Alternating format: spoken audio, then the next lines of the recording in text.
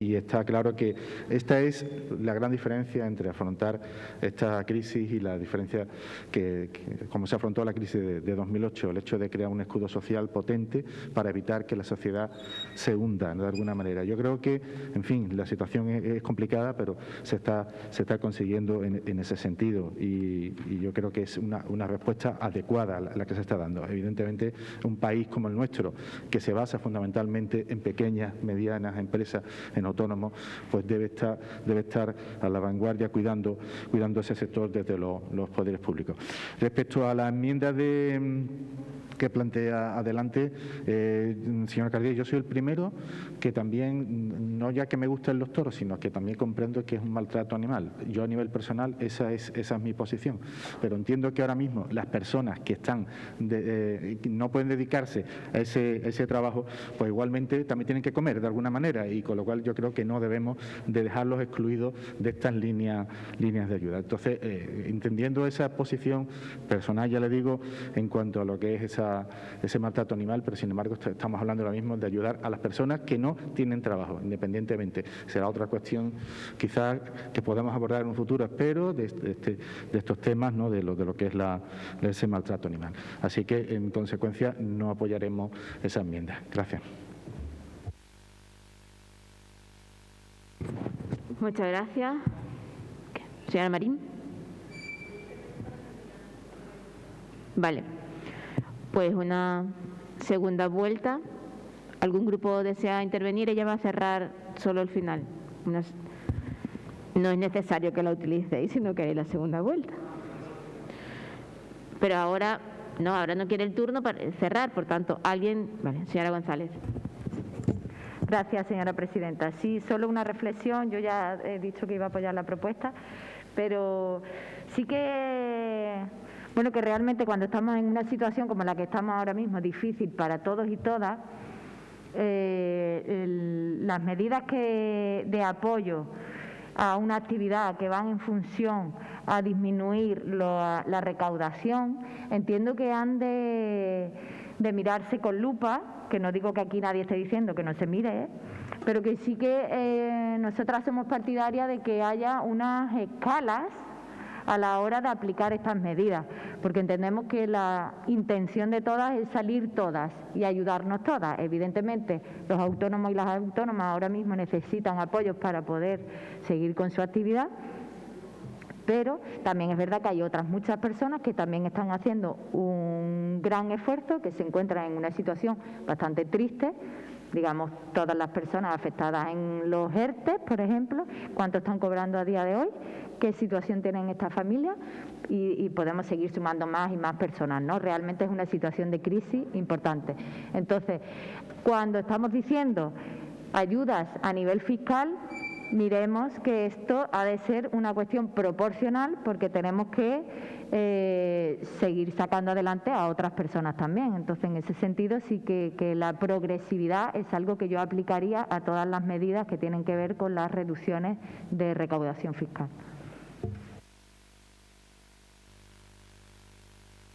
Señor Cardiel, no. Señor Méndez, señor Cabello, señora Marín, para cerrar.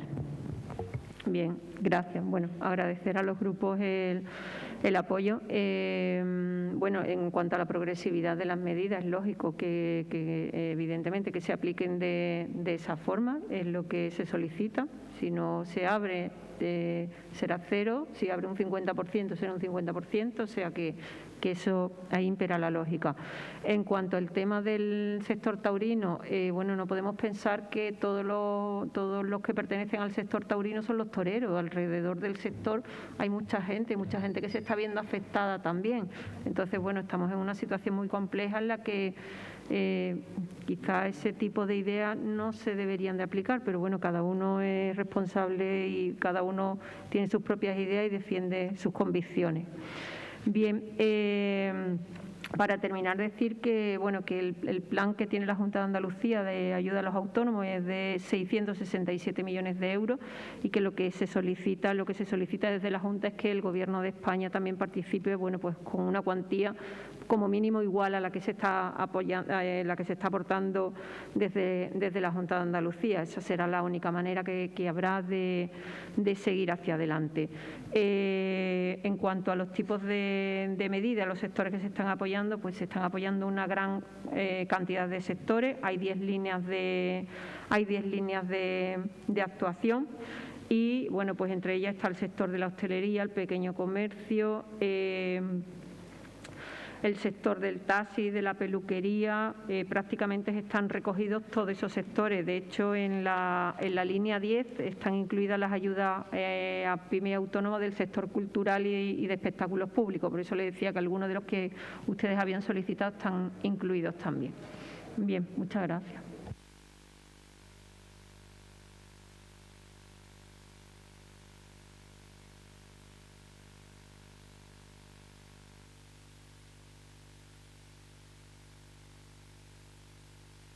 Perdón, espérate, hay que votar.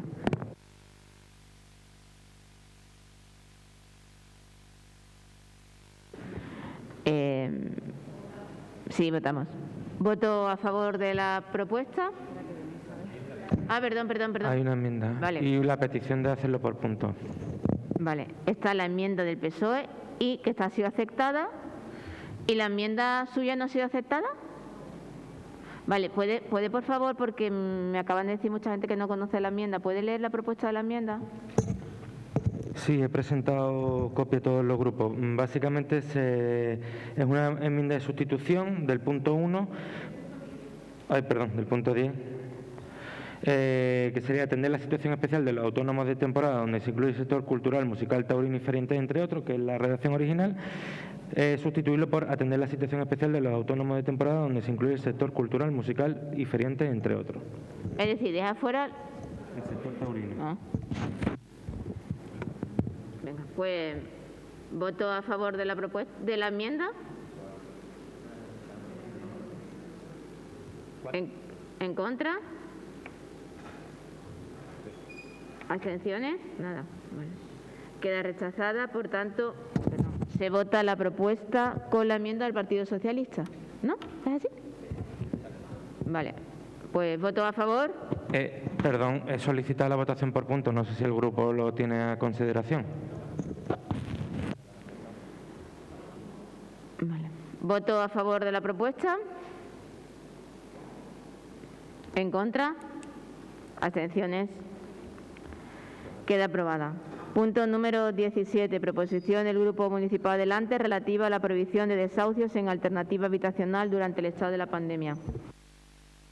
¿Tiene la palabra? ¿Quién? Vale. Pues, ahora tengo la palabra.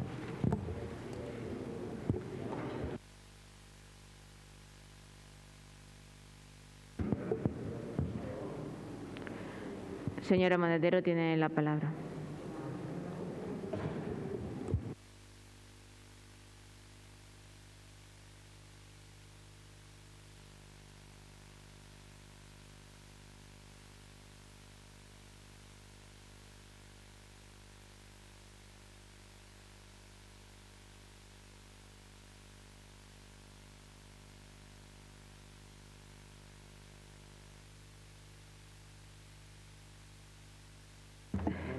Vale, muchas gracias.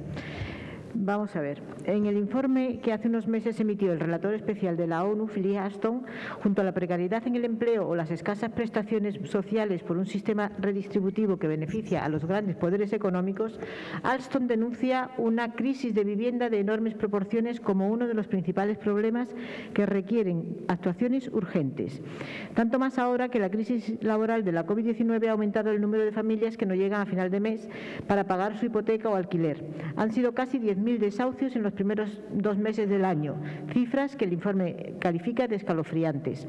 El Real Decreto Ley 30/2020 de 29 de septiembre prorroga hasta el 31 de enero de 2021 el plazo máximo de suspensión del procedimiento de desahucio y de los lanzamientos de arrendamientos para hogares vulnerables debido a la pandemia. Esta es una medida que se valora positivamente, pero que es muy insuficiente puesto que se siguen produciendo desahucios, porque solo están amparados en la moratoria aquellos cuya situación de precariedad económica venga motivada por la COVID, dejando desprotegidas a aquellas personas en situación de precariedad previas a la pandemia o que no se pueden acoger a los supuestos contemplados, como pasan con todos los desahucios derivados del impago de hipoteca. No pueden volver a repetirse las imágenes de ejecuciones de desahucios a familias vulnerables, muchas de ellas monomarentales, con menores a cargo, que hemos visto en las últimas semanas. Al estado de alarma se llegó con una media de 250 desahucios diarios, desahucios que se quedan fuera de cualquier tipo de protección ante unos decretos pensados solo para casos de vulnerabilidad. No, es que me he distraído, perdón. Casos de vulnerabilidad por la COVID-19 y que dejan a un amplio sector de la sociedad fuera. Los datos oficiales siguen siendo alarmantes y, a pesar de la completa paralización de la actividad judicial en toda España desde el 14 de marzo al 4 de junio, en el segundo trimestre del 2020 se han producido 1.383 desahucios. La segunda ola de la pandemia nos está afectando duramente y estamos cerca del inicio del invierno, con el riesgo que esto supone para las personas sin hogar. Eso se une a restricciones de movilidad, confinamientos parciales y al llamamiento desde las instituciones y autoridades sanitarias a la responsabilidad y, sobre todo, a la importancia de quedarnos en casa. Es un sinsentido continuar ejecutando desahucios en la situación en la que estamos. Como señala la PAD, 1.383 desahucios en tan poco espacio de tiempo y en la situación de pandemia que sufrimos sigue siendo una cifra escandalosa que reafirma la necesidad de un real decreto que sea una morato real para todo tipo de desahucios. De no ser así, con la reactivación de los que están esperando o que están ahora mismo paralizados, sumados a los que va a provocar la actual crisis, la sangría social que sufriremos a corto plazo será insostenible y pondrá más vidas en juego que nunca. Desde Adelante Jerez reclamamos que el Gobierno del Estado extienda la prohibición de los desahucios a aquellas personas vulnerables cuya situación no haya sido provocada directamente por la crisis del COVID-19, tal y como defiende Unidas Podemos en el seno del Gobierno de coalición, donde está reclamando la paralización de todos los desahucios y haciendo todo lo posible para que esta medida salga adelante de manera urgente. Asimismo, para que una vivienda sea digna, los suministros esenciales han de estar garantizados y, por tanto, desde Adelante Jerez defendemos que no se puede dejar a nadie atrás ni consentir que las familias pasen el invierno con cortes de luz, ni es de recibo que se corte el suministro de agua cuando nos están pidiendo que nos lavemos las manos con frecuencia. Y además, y por tanto, es necesario prohibir los cortes de suministros básicos, al igual que se hizo durante la primera etapa del estado de alarma. Ante lo anteriormente expuesto, no cabe otra acción que recuperar y ampliar las coberturas del escudo social de marzo de forma inmediata, y desde los ayuntamientos debemos presionar para exigir una verdadera moratoria de desahucios. Por ello, proponemos al Pleno instar al Gobierno central a que prohíba todos los desahucios durante la situación de pandemia cuando la familia no tenga alternativa habitacional, e instar al Gobierno central a que durante la situación de pandemia estén garantizados los suministros básicos a todas las personas en situación de riesgo, de pobreza o exclusión social. Gracias.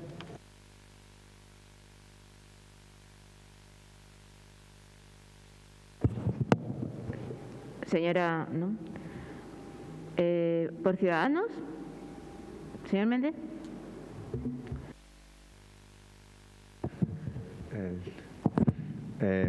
Muchas gracias, señora presidenta. Creo que me tiene que poner el reloj en marcha, ¿eh? Sí, que está el reloj. Vale.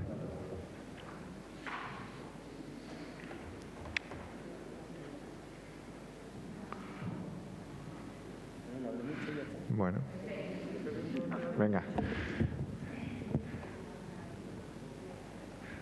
Muchas gracias. Desde el Grupo Municipal de Ciudadanos vamos a adelantarle el voto favorable a esta propuesta, porque entendemos que no se trata de perseguir a las víctimas de los desahucios.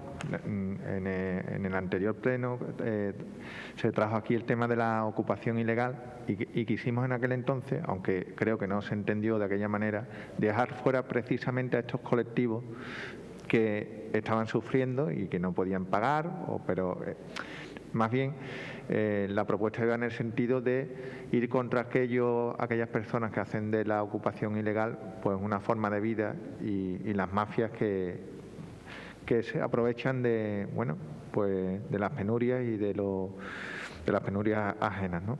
Desde Ciudadanos Jerez entendemos también que tenemos que defender la promoción del alquiler social.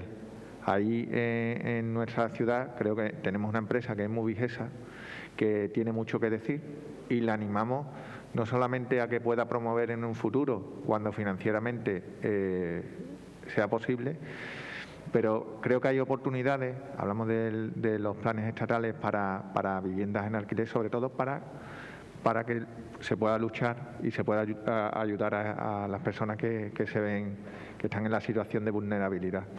En ese sentido también, y permíteme una pequeña crítica, sería necesario que desde Movigesa también se velara por el cumplimiento del alquiler social, por las personas que están haciendo uso de aquello, porque recientemente en nuestra ciudad había una acción de la Policía Nacional en una plantación de marihuana, y dio la casualidad que eran en viviendas de titularidad municipal que estaban en alquiler social. Yo no sé si lo conoce, pero eran en las viviendas nuevas de Cerro Fruto. Entonces, nos gustaría saber qué ha estado haciendo en Movigesa para que estas personas que estaban disfrutando de un alquiler social, pues bueno, la destinen a lo que es a la vivienda y no a una plantación de marihuana. Eso es un apunte nada más. Decirle a la señora Monedero que en relación a la segunda propuesta, que habla de instar a que durante la situación estén garantizados los suministros básicos, entendemos que es una competencia que es exclusiva de los asuntos sociales del ayuntamiento en cuanto a garantizar los suministros. La vamos a votar. ¿Por qué? Porque cuanta más ayudas tengamos en relación a esto, pues mejor. Y hay que ser consciente de que las arcas municipales no están para tirar cohetes. Muchas gracias. Muchas gracias. Grupo Popular. No. Señora Ramos. Bueno, primero agradecer la propuesta de Adelante Jerez, porque nosotros desde el Grupo Municipal no somos partidarios de la ejecución de desahucios y entendemos la coyuntura actual. Y creo que sería un error no tomar en cuenta las causas sobrevenidas a raíz de la pandemia. Con respecto a la crítica del señor Manuel Méndez, bueno, yo no lo veo una crítica, sino lamento que desconozca el procedimiento administrativo y judicial con respecto a los regímenes diferentes que tenemos desde la empresa municipal de vivienda y suelo. Si usted no lo sabe, le voy a dar algunos datos. En Movigesa, ¿vale?, es la tercera empresa municipal de vivienda y suelo de Andalucía que ha construido el mayor número de viviendas públicas, destinada, por lo tanto, una gran parte al régimen de alquiler social en constante coordinación y colaboración con los servicios de Andalucía. El tercero, ¿sabe quién está primero y segundo? Sevilla y Málaga. Y ahí se codea nuestra empresa municipal de vivienda y suelo, de la que tenemos que estar verdaderamente orgullosos. Y ha dejado de construir, que luego también hay otra pregunta en relación a este tema, a raíz de la crisis que lamentablemente vivió este país y que ahora ha pasado de ser una promotora a ser una gestora de alrededor de 2.000 viviendas sociales que tiene el parque de vivienda de Jerez. Segundo, cuando usted toca una puerta, usted tiene un contrato de alquiler, usted toca la puerta, ese contrato a usted lo habilita para que como inquilino actúe a efectos prácticos como propietario de la vivienda. ¿Me puede dejar entrar o no? Nosotros solo podemos entrar a una vivienda cuando nos llega un atestado de la policía en el que se nos comunica formalmente que haya un acto delictivo en esa vivienda. Antes, por la protección del inquilino o de la inquilina, no podemos entrar sin esa orden. Y ahí creo que le explico por qué razón no es una dejadez de funciones de nuestra empresa municipal ni del personal que la compone. Y ojalá que cuando nos toque hablar de los presupuestos o la previsión de gastos de la empresa municipal podamos contar no solo con su apoyo, sino también con su lucha para que se incremente más el presupuesto, para que Movigesa pueda tener mayores recursos humanos y económicos para garantizar un trabajo eficiente y eficaz. Le necesitamos y le tiendo la mano llegado el momento cuando hablamos de presupuesto y de gastos, porque si las familias no pagan, alguien lo tiene que pagar. Y si somos un país o una ciudad que velamos por los intereses sociales, pues tenemos que aunar esfuerzos. Muchas gracias. Señor Manuel Méndez. Señora Ramos, muchas gracias. Señora Monedero. Muchas gracias. Bueno, ya no sé si sabrán que se ha anunciado que puede que haya un Real Decreto protegiendo a los desahucios sin alternativa habitacional durante el tiempo que dure el estado de pandemia. Bueno, de todas maneras hay muchas cosas, siguen sin cubrirse los cortes y los suministros de agua y electricidad fundamentalmente y gas a las familias vulnerables y la verdad es que eso, pues bueno, a ver si podemos seguir presionando. Yo quiero hacer consideración, hay muchas cosas que no voy a estar insistiendo ahora ya que hay un paso que hemos dado, ¿no? Y es que la actual crisis que tenemos habitacional es una continuación de la crisis que vino con la caída de Lehman Brothers y desde entonces más de 1.700.000 personas han perdido sus hogares. Y 12 después del estallido de esta burbuja inmobiliaria, la situación de emergencia pasó, bueno, pues la crisis se ha hecho crónica y esto es consecuencia de un modelo que no funciona. Las leyes sobreprotegen los intereses de mercado y han provocado nada menos que 684.385 desahucios entre 2008 y 2019. Y las cifras más altas de desalojo no se produjeron en los peores años de la crisis, sino entre 2012 y 2019. Es decir, no hemos vuelto a la situación previa a la crisis económica. En 2008, el primer año de la crisis, se produjeron 27.251 desahucios en toda España. Pero es que en 2019, un año teóricamente de crecimiento económico, que todo iba muy bien, 54.006 familias tuvieron que abandonar su hogar por un procedimiento judicial. Eso es una barbaridad y ahí no había ninguna crisis especial. Entonces, es que además esta crisis permanente de la vivienda no es solamente por hipotecas, sino que ha habido un crecimiento exponencial de los desalojos por impago de alquiler. Y todo es debido a la desprotección y a la precarización de los derechos que tienen los inquilinos. Todo ha sido debido a reformas progresivas que hubo del PSOE y del PP entre 2009 y 2013 que bueno, pues son los que nos han traído a la burbuja de los precios del alquiler que tenemos ahora y que bueno, eso no se va a solucionar hasta que no se intervenga en ese mercado mediante una limitación y un estudio de esos alquileres para que no sean abusivos. También decir que aquí no se contemplan en todas las cifras que tenemos los desahucios silenciosos, es decir, aquellos que no están en las estadísticas del Consejo General del Poder Judicial. Son contratos que no se renuevan o aumentos del alquiler que son inasumibles. Ciudadanos. Muchas gracias, señora presidenta. Nosotros seguimos priorizando que se haga realidad lo que es el derecho a tener una vivienda digna. Eso lo tenemos claro y queremos que haya más viviendas de alquiler. En relación a la empresa Movigesa, somos perfectamente conscientes de la situación en la que está, la falta de financiación que tiene, ¿vale?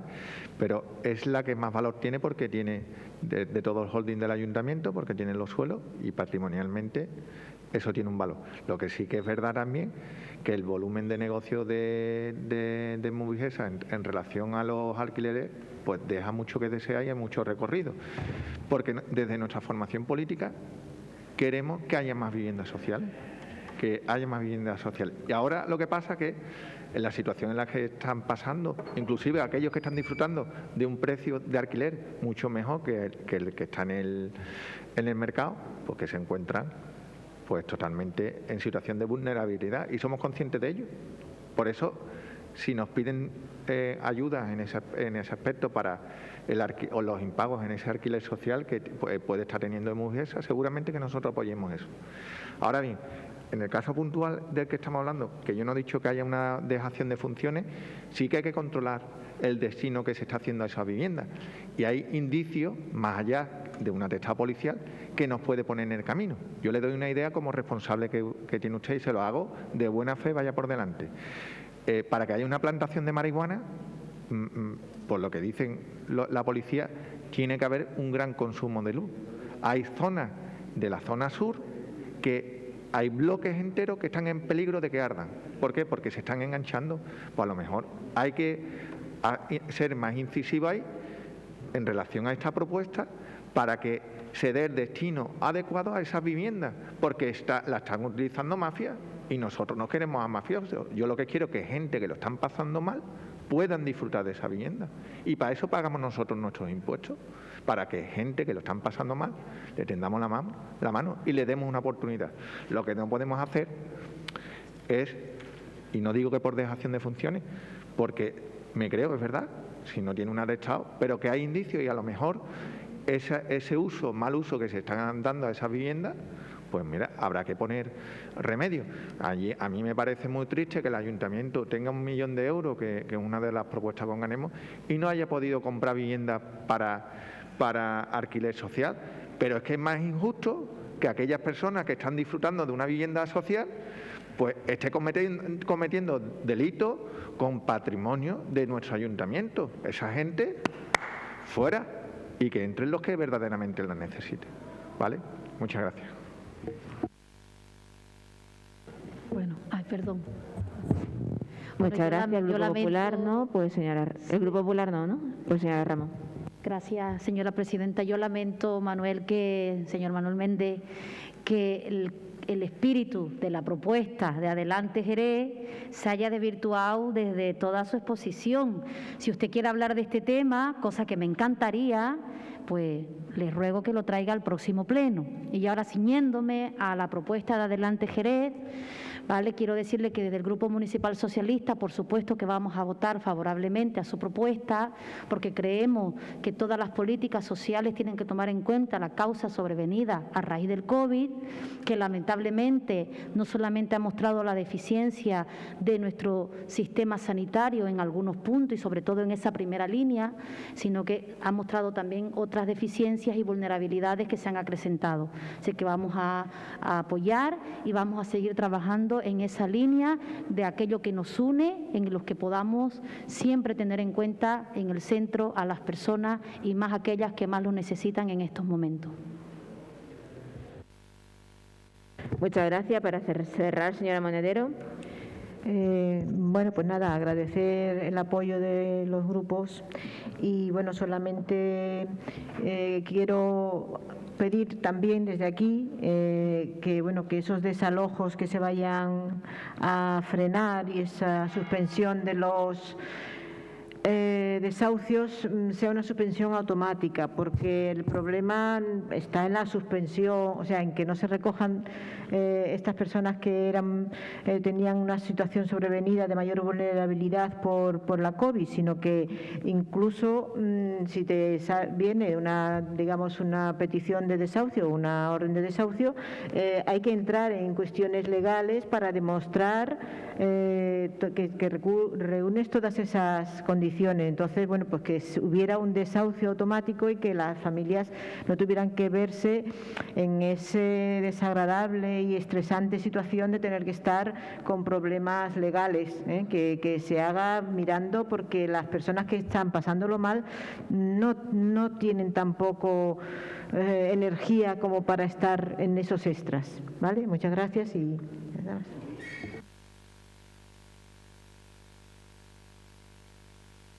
Muchas gracias. ¿Votamos? Pues voto a favor de la propuesta. Aprobada por unanimidad. Pasamos al punto número 18 del Grupo Popular, relativa a la a la retirada del proyecto de ley orgánica de regulación de la eutanasia.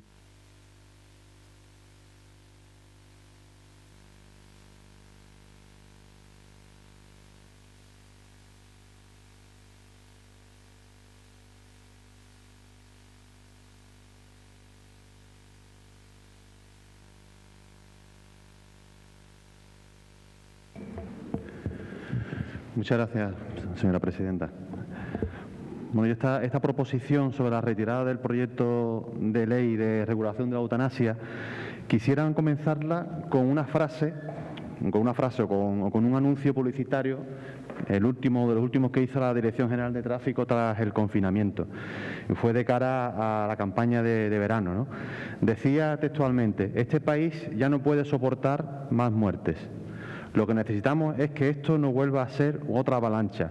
Me da igual de lo que sea, si de coronavirus, si de accidente de tráfico o lo que sea. Aquí yo incluyo innecesaria e injusta ley de eutanasia. Tenemos que ser, y se seguía el anuncio, tenemos que ser responsables, la vida vale mucho como para perderla en un rato. Yo creo que, y sinceramente pensaba que era así, que esta propuesta de ley se iba a retirar cuando el Comité de Bioética Español, que sabemos que todo el mundo sabe que es un órgano consultivo dependiente de los Ministerios de Sanidad y de Ciencia, y además avalado por el Consejo General de Colegios Oficiales de Médicos, en un informe aprobado por unanimidad decía lo siguiente: que la eutanasia supone iniciar un camino de desvalor de la protección de la vida humana, cuyas fronteras son harto difíciles de prever, como la experiencia de nuestro entorno nos demuestra, en el caso de Holanda y Dinamarca, que son los dos únicos países europeos que lo tienen. La eutanasia es un retroceso de la civilización, ya que de esta forma el valor de la vida humana se condiciona a criterios de utilidad social, interés económico, responsabilidad familiares, cargas y gasto público. Existen sólidas razones sanitarias, éticas, legales, económicas y sociales para rechazar la transformación de la ley de la eutanasia o auxilio al suicidio en un derecho subjetivo y en una prestación pública. Todo el mundo sabemos que la actual crisis sanitaria, yo creo que lo ha dejado todo en silencio, ¿no? Yo creo que todo el mundo estamos un poco sin saber un poco qué hacer y qué decir, porque realmente está arrasando nuestro país, ¿no? Sabemos que son, según dice el INE y según dice también el Instituto Carlos III, son ya 65.000 muertos por la pandemia. 65.000 muertos por la pandemia. Por tanto, yo creo que lo que necesitamos ahora mismo no es esta ley, sino al contrario, necesitamos que realmente esta pandemia lo que traiga sea la necesidad y la urgencia de implementar una verdadera sociedad del cuidado, que se haga cargo de la vulnerabilidad de la condición humana. Esto lo dice el Comité de Bioética Español, no lo digo yo. También nos trae esta pandemia la necesidad de incorporar precisamente a las personas mayores a la agenda de políticas públicas, desde otra reivindicación mucho más humana, que nos abra la reciprocidad, la solidaridad y la inclusión. También lo dice el Comité de Bioética Español. Por ello yo creo que es importantísimo que no perdamos de vista que nuestra obligación es la de cuidar y la de tener compasión, pero la compasión que ayuda a que las personas puedan seguir viviendo de una forma normal, de una forma cuyos dolores, cuyos sufrimientos se vean paliados y no con la eliminación de su vida. Hay formas de compasión que pueden derivar en actos que son en sí mismos gravemente injustos. La segunda variable de esta ley, la del suicidio asistido, hacía el otro día la Asociación de Familiares que han padecido un suicidio, decían que 1 de cada 5 personas en España están afectadas por algún trastorno mental. Según datos del INE, por ansiedad, por depresión, trastorno de sueño y otro tipo de enfermedades. Los suicidios son la primera causa de muerte no natural de nuestro país. Estamos hablando de que son prácticamente cada año casi 4.000 personas las que se suicidan. Y estas cifras son personas, ¿vale? No es simplemente números, son personas, ¿no? ¿Y cómo protegemos nosotros a estas personas que se están suicidando, la mayoría de ellas por problemas mentales o por problemas de alguna enfermedad concreta? Facultándoles la muerte, diciendo no te preocupes, no te suicides, que a partir de nosotros te vamos a ayudar a que te suicides, o protegiéndola, o curándole la salud mental, o procurándole todo el apoyo necesario para que esa persona no se vea abocada a tener que suicidarse. Yo creo que tenemos que tener un protocolo de buena praxis médica y que realmente ayudemos primero a los que sufren a una sedación paliativa que le quite el sufrimiento y en segundo lugar a que aquellas personas que están pasando por una grave enfermedad mental o por discapacidad grave, que reciba todo el apoyo psicosocial, todo el apoyo humano, todo el apoyo de todas nuestras, no solamente los recursos médicos, sino aquí los recursos sociales, para que no se vean en la situación ni en la necesidad de acudir a una medida tan grave como es el suicidio y sobre todo a solicitarlo. Por tanto, realmente yo pido que lo pensemos bien más allá de nuestra ideología de nuestro argumentario, si realmente es necesario una ley que en vez de ayudar a aquellas personas a protegerlas, que las ayudemos a que acaben con su vida. Muchas gracias. Muchas gracias. Grupos que desean intervenir. Señora González. Gracias, señora presidenta. Bien, desde Ganemos Jerez no compartimos el fondo del asunto. Para nosotros es una cuestión de un concepto que estamos en desacuerdo con usted. Cuando hablamos de cuidado, para nosotras cuidar el momento y la decisión de la muerte forma parte del cuidado. Tener una muerte digna significa tener una vida digna también. Entonces no se trata de cuidar, para nosotras cuidar la muerte es cuidar la vida, porque creo que es una condena que una persona con una enfermedad que no tiene cura, con una enfermedad con la que está sufriendo y que le produce grandes dolores bueno, un mogollón de cosas diferentes, porque son distintas enfermedades las que llevan a pensar que una persona necesite, quiera y solicite. Pensemos en todo momento que lo que estoy diciendo es que la persona solicita y tiene todo un trámite que además trámite administrativo, si habéis leído la ley, no es precisamente, quiero decir, creo que es una de las leyes más garantistas, de las leyes que regulan la eutanasia. Esta ley es de las más garantistas y lleva un proceso administrativo bastante gordo para garantizar que efectivamente es una decisión fundada la de la persona que decide morir. Entonces, realmente, esa es la cuestión de fondo. La cuestión administrativa y política, pues nosotras entendemos que esta campaña que están haciendo vosotros respecto de los cuidados paliativos es una confusión, porque realmente no hay ninguna contraposición ni ninguna cuestión que no sea complementaria. Podemos, y de hecho los cuidados paliativos ya están regulados y eso no tiene nada que ver con consentir o no consentir la eutanasia, porque una cuestión es una muerte inminente y otra cuestión es una enfermedad que no va a llevarte a una cura. Entonces, es la decisión del tipo de vida y de lo que cada una y cada uno dentro de su libertad individual entiende como vida digna.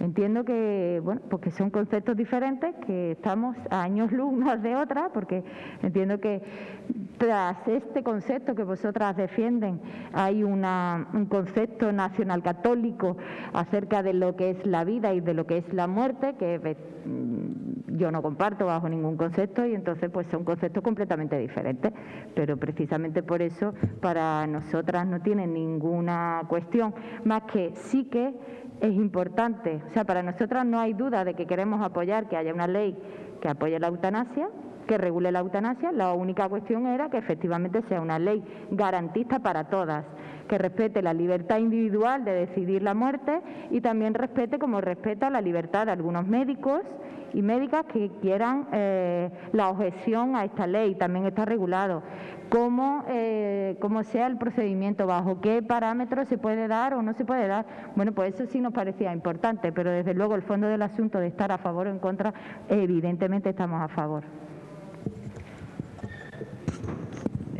Muchas gracias.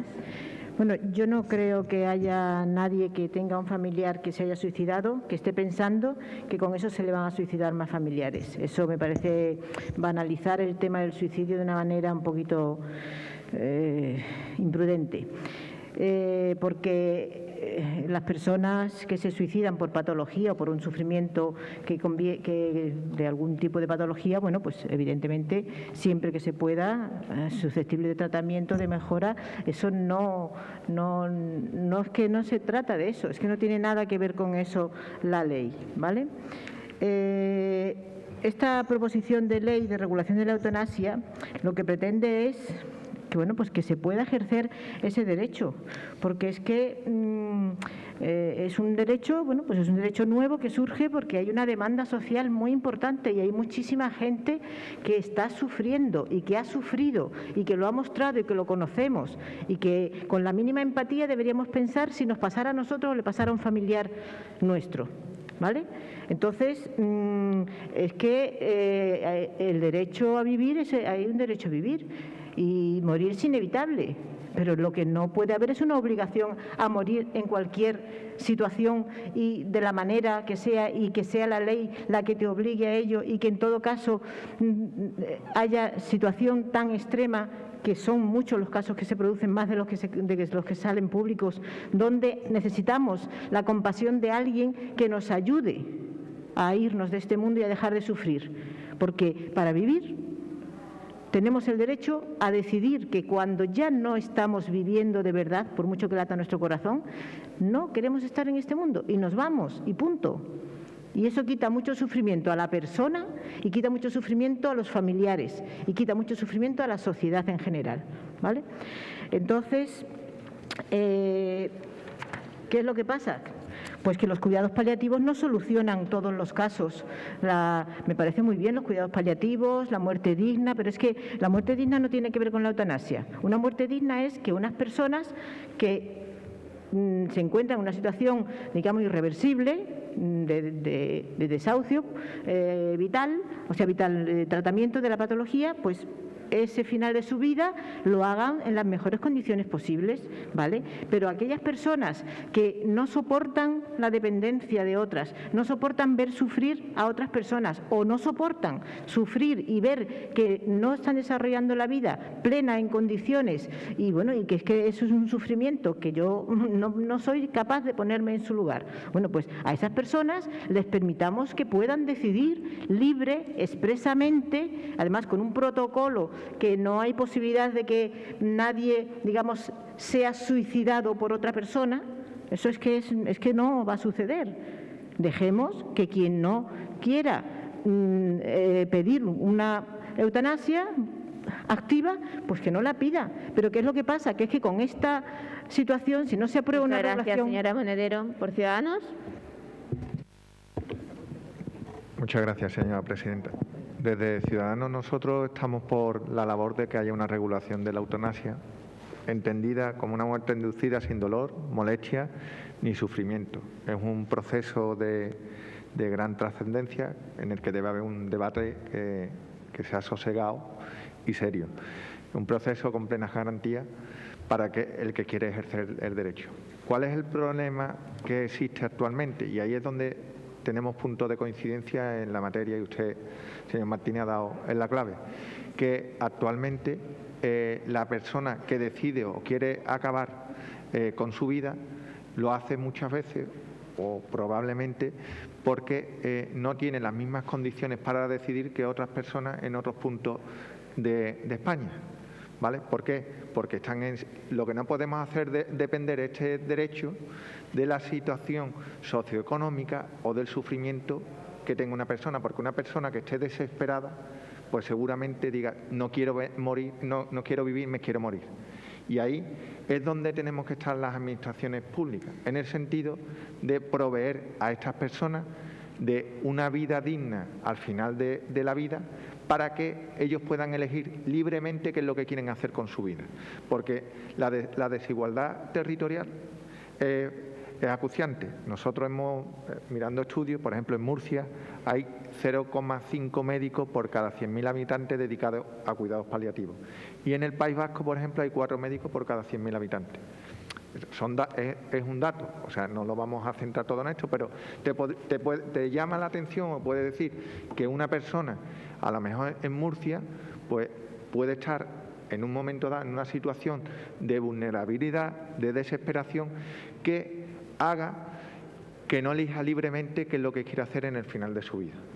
Y ahí es donde tenemos que están las administraciones públicas. Le tenemos que dar una asistencia digna al final de la vida para que ellos puedan elegir libremente y no que esté condicionado por la situación socioeconómica, el que se pueda permitir vivir dignamente porque tenga dinero para pagárselo, o la situación que le provea el territorio en el que viva porque tenga una sanidad más avanzada en cuidados paliativos que en otro.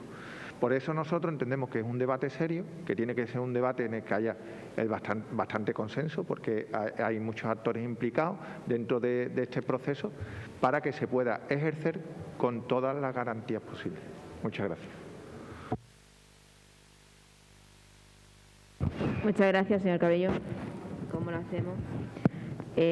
¿Ocupa si no el sitio del señor Díaz? Porque como el bar a cerrar y ahora mismo... Vale. De todas formas, vamos a intentar que, como esto va a seguir unos meses, intentar adecuar a que los concejales puedan tener una mesa y una silla, ¿vale? Y micrófono, porque...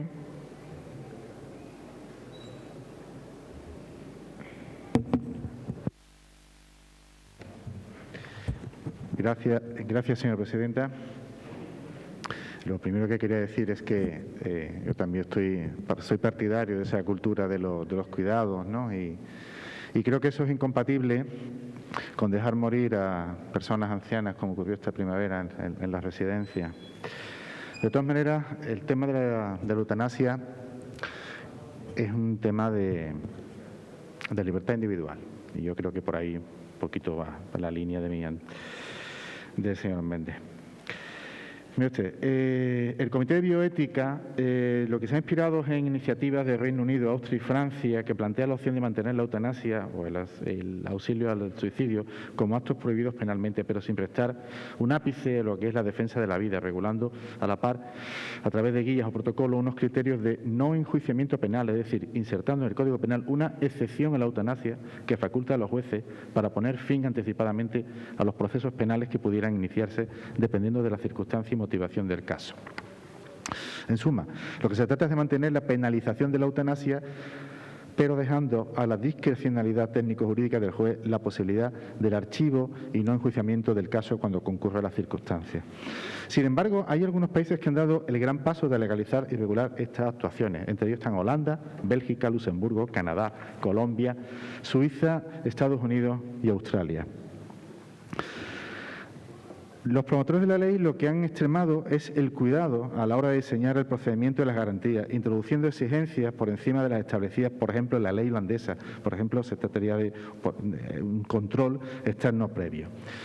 Su ámbito de material, por tanto, de aplicación, queda prácticamente reducido a esos casos excepcionales a los que se refiere el Comité de Bioética en su informe. Pero la gran diferencia entre ambas opciones es que mientras el Comité de Bioética contempla esos casos como excepciones al delito de la eutanasia, al valorar el juez discrecionalmente el caso por caso, la ley los legaliza y deja la valoración del cumplimiento de todos y cada uno de los requisitos a los profesionales sanitarios y expertos que lo asesoran. Miren ustedes, el CIS, ¿no?, de Investigaciones Sociológicas, viene registrando un apoyo a la eutanasia del 70% en sus barómetros. El 60%, por cierto, entre los que se confiesan católicos. Por ejemplo, exministros como José Manuel García Margallo, el ministro del Partido Popular, declaró que estoy a favor de la eutanasia, no seguir viviendo es una decisión personal. La exministra socialista Luisa Carcedo declaró, no es una ley para viejos, es una ley para la condición humana. Creemos que es un derecho de las personas poner fin al sufrimiento con libertad y autonomía, para preservar su integridad y su dignidad y no obligarlos a vivir en malas condiciones. La Constitución protege el derecho fundamental a la vida, pero no a cualquier precio, no a costa de la dignidad de las personas. Y es precisamente la propia persona la que en el ejercicio de su libertad y autonomía, proyectando sus propios valores y creencias, puede decidir cuándo prolongar su vida, va más allá de su propia capacidad para hacer frente al sufrimiento. Por ello creemos que el Estado... Gracias, señor Cabello. Quédate. Señor, tiene la palabra. ¿Sí, no? Gracias, señora presidenta. La verdad que han dicho ustedes cosas que me ponen los pelos de punta, de verdad. Dicen cosas como que lo que ha dicho el Comité de Bioética primero dice que es nacionalcatolicismo. Eso lo dice el Comité de Bioética. No he dicho nada mío, de mi intervención, nada. No he dicho nada, lo he dicho solamente el Comité de Bioética en español, que como digo es un organismo independiente. Dice usted que lo que no puede permitir es que haya que quiera morir que no se muera. Mire usted, por desgracia hay 4.000 muertes de personas que se han querido morir y se han matado. Pero aquí estamos hablando de que si nosotros, que se supone que somos personas que tenemos que proteger a los más débiles, tenemos que contribuir a la muerte o poner todos los medios para que no se maten. Entonces, eso es lo que estamos tratando. Y dice usted, señor Méndez, que resulta que hay pocos cuidados paliativos. Mire usted, pero entonces, ¿qué hacemos? Que como hay pocos cuidados paliativos, aprobamos una ley que acabe con la vida de las personas que están sufriendo, ¿no habrá que entonces que incrementar los cuidados paliativos? Es que lo grave de todo esto, señor Méndez, es que hay solamente en un tercio de hospitales de España hay una mínima unidad de paliativos, un tercio. Y en vez de preocuparnos nosotros de que se incrementa hasta el 100% de los hospitales, lo que decimos, no, que aprobemos una ley y ya da igual el tema de los cuidados paliativos por lo visto, ¿no? Cuando tenemos que ser al contrario. Y usted, señor Cabello, ha dicho usted que lo que usted deja morir a los ancianos en los hospitales ahora. ¿Qué hacemos entonces? ¿Le provocamos la muerte? ¿O lo que hacemos es un triaje en el que demos preferencia a las personas que están sufriendo, que tienen más dificultad para poder salir adelante? Yo creo que son cosas graves, ¿eh? ¿Viste? Esto no es una cuestión de nacionalcatolicismo. Antístenes era un filósofo, discípulo de Sócrates, y este hombre además era el que promovía el cinismo, ¿no? Y yo he leído en su memoria, en su biografía, decía que estaba sufriendo una enfermedad grave, estaba muy mayor, con una enfermedad grave, y él, en el aerópago donde estaba allí con sus discípulos, decía, por favor, que alguien me quite este dolor. Dice que apareció Diógenes, que era un discípulo suyo, y le dijo que él lo podía hacer rápidamente, le enseñó un puñal. Él lo echó de allí, del aerópago, y volvió a decir, por favor, que este dolor insoportable me lo quite alguien. Y apareció de nuevo Diógenes con el puñal, señalándole aquí en el costado, ¿vale? Y entonces dice que lo que dijo fue, y esto fue palabras literales de Antístenes, que digo, griego, que no era católico el hombre, ¿vale? Y él decía, digo, librarme del dolor, imbécil, no de la vida, le dijo Antístenes a Diógenes. Y después este hombre dijo, las ciudades se pierden cuando no se puede discernir entre las personas que quieren cuidar a los demás y los que son viles y no los quieren cuidar. Y eso lo decía Antístenes, que no era católico el hombre, ¿vale? Entonces, yo no estoy en política para provocarle o procurarle la muerte a nadie. Yo estoy en política para promover todo lo que sea necesario para que las personas que están sufriendo tengan todos sus derechos reconocidos y puedan vivir, como hemos dicho antes, sin dolor. Hoy en día los cuidados paliativos, no lo digo yo, lo dicen los médicos de paliativos, una persona puede incluso sin perder el conocimiento no tener ni un dolor en su cuerpo. No lo digo yo, lo dicen los médicos, esto no es un criterio mío. Por tanto, lo que tenemos que hacer es cuidar a las personas y no provocarles que estén más cerca de la muerte. Nadie que se sienta amado en esta vida quiere morir. Nadie. Nadie que se sienta cuidado quiere morir. Nadie. Y el que diga eso está diciendo la verdad. Sí, señora González. Gracias, señora presidenta. A mí también me entra escalofrío cuando le escucho, señor Martínez, que usted hable del COVID, de todas las muertes que desgraciadamente estamos sufriendo por el COVID, y en base a eso defienda la eutanasia. Me da verdadero escalofrío, sí, lo ha dicho usted. No estamos, ha dicho usted, ya tenemos suficientes muertes como para provocar más muertes con las muertes que tenemos con el COVID. Ha dicho eso, no me lo estoy inventando. Vale, entonces, ¿usted prefiere mantener vidas, aunque sean enchufadas a una máquina, y tener la estadística de que no es una muerte? ¿Eso es lo que usted quiere, mantener vidas aunque sean enchufadas?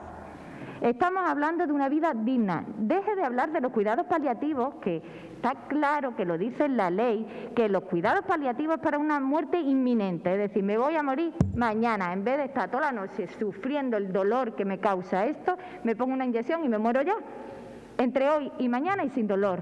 Pero es que la eutanasia no está hablando de eso, la eutanasia está hablando de una vida, toda una vida, enchufada a una máquina, por ejemplo, aparte de otros casos específicos. Son cuestiones completamente diferentes. De todas formas, insisto, en el cuidado paliativo a lo mejor tiene algo que ver los recortes de 2012 en sanidad, señor Martínez, a lo mejor podíamos mejorar los cuidados paliativos si dejamos de recortar en sanidad. Seguro que sí, segurísimo. O sea que si queremos ahí, los medios los tenemos, porque la ley de cuidados paliativos existe, las unidades existen, lo que les falta son dineros. Dinero le falta a los cuidados paliativos. Así que vamos a apartar eso que no tiene nada que ver con la eutanasia, que estamos hablando de una vida digna, una vida digna. Y cada uno tiene que poder tener la libertad de decidir qué es para él o para ella una vida digna. Yo no, decía la señora Monedero, no me pongo en el pellejo de nadie. Bueno, cuesta, pero yo tengo muy claras algunas cosas que no quiero tolerar, que considero que no son para mí una vida digna. Y si yo me viera en eso, y lo puedo decir anticipadamente, dejarlo firmado, decirle al médico o a la médica, escúchame, si pasa esto después de la operación, a mí me desenchufa. Yo creo que podemos hacer ese ejercicio, no por nada, sino porque este debate no ha surgido ahora de la nada. Esto lleva un montón de años, un montón de familias que llevan sufriendo esto. Efectivamente hay diferencias territoriales, pues precisamente por eso también, porque no sería nada lógico que en unos sitios esto tenga impunidad y en otros no. ¿no? Porque estamos hablando de un ejercicio de solidaridad con aquella persona, porque las personas que tenemos nuestros propios recursos nos quitamos la vida cuando nos da la gana. Estamos hablando de personas que no pueden decidir quitarse la vida. Usted es libre de quitarse la vida cuando quiera, por el motivo que usted quiera. Y ahora resulta que yo, al ser una persona impedida, se me va a poner todo el Estado y todas las personas a analizar si tengo derecho o no a decidir quitarme la vida. Muchas gracias, señora González. Muchas gracias. Señora Monedero. A ver, porque esto también es muy largo. Vamos a ver. Los cuidados paliativos no cubren todas las situaciones, como ha dicho la compañera. Entonces, querer evitar que la eutanasia voluntaria sea reconocida como un derecho es inhumano y es malvado. Nadie tendría por qué obligarme a vivir si yo estoy en una situación en la que estoy sufriendo y no quiero seguir sufriendo. Y no es dolor físico, hay muchos dolores, hay muchos sufrimientos, ¿vale? Y cada uno debería poder elegir cómo quiere vivir. Entonces, lo que se pide, lo que está pidiendo esta ley es atender a toda la cantidad de personas que han reclamado, siguen reclamando y reclamarán en el futuro, que se nos respete, que la ley de eutanasia no obliga a nadie. Y a la persona que sufre y a la que se le obliga a vivir contra de su voluntad, se la está torturando legalmente. Y eso es lo que queremos que desaparezca. Punto. No hay más vuelta. ¿Pero qué es lo que pasa? Que el problema pues está en la voluntad política de ciertos partidos que son paladines de la moral cristiana. Y eso es así. Eso es así. Sí, no estoy obsesionada. Es una realidad. ¿Vale? La Iglesia Católica intenta imponer unos principios y dogmas a una población que ya no los comparte mayoritariamente, con lo cual eso es lo primero que habría que alejar.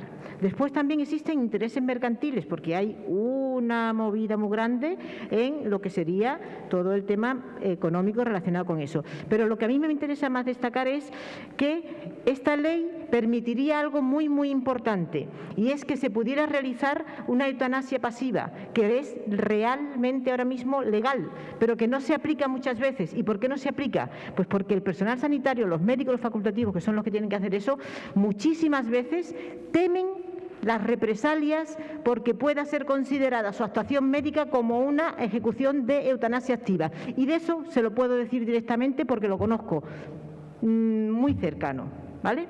Y ahorraríamos toda esa iatrogenia que es hacer daño a las personas por actuaciones sanitarias, actuaciones médicas, y que no responden más que a una presión externa de una serie de cultura que está queriendo ahí mantener, que ciertos dogmas se sigan manteniendo y que la vida no la quita más que Dios, o los asesinos, o la gente que le importa los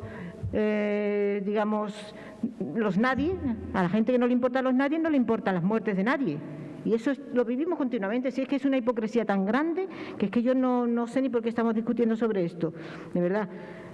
Esta forma de eutanasia que se pide, la persona solicita la eutanasia. Un médico se entrevista con esa persona, lo valora. Muchas gracias, señora Monedero. ¿Ciudadanos?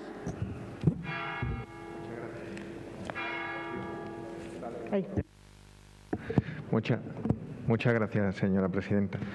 Yo lo que desde Ciudadanos lo que venimos a indicar que el ejercicio de este derecho, el derecho a poner el fin a la vida, pues sea ejercido libremente. Y para que sea ejercido libremente es necesario que las condiciones en las que se hace la elección pues se haga con garantía. Ahí es donde coincido con usted, señor Martínez, que la persona que seguramente esté desesperada, pues pueda desear la muerte. Y lo que tiene que procurar la Administración pública, y es la postura que tenemos en Ciudadanos, es que pueda tener una vida digna al final de la misma y que libremente pueda decidir. Si decide seguir viviendo hasta el final, es su elección. Es la elección, es un derecho de la persona. Si decide terminar con ella, pues que le ayude a terminar, porque conscientemente y libremente quiere terminar con ella. Y ahí es donde tenemos que estar. Pero ese proceso tiene que tener las garantías suficientes para que se hagan condiciones de libertad. Yo no le puedo pedir esa misma libertad de elección a una persona que vive desesperada, no tiene atención, no tiene... El que está desesperado va a desear la muerte. ¿Por qué? Porque no tiene, claro. Y en eso es donde estoy con usted. Primero, procuremos darles lo que necesita para que esa persona libremente pueda decidir. Ahora, en ese punto, pues tenemos postura que puede ser discordante. Pues diré, mira, pues mi planteamiento es que esa persona, nosotros no somos nadie para quitarle la vida a otra persona. Y otros partidos, en otra visión, pues dice, mira, pues ese derecho se puede regular. Hasta ahí está claro. Pero antes de llegar a ese punto, lo que sí tenemos que dar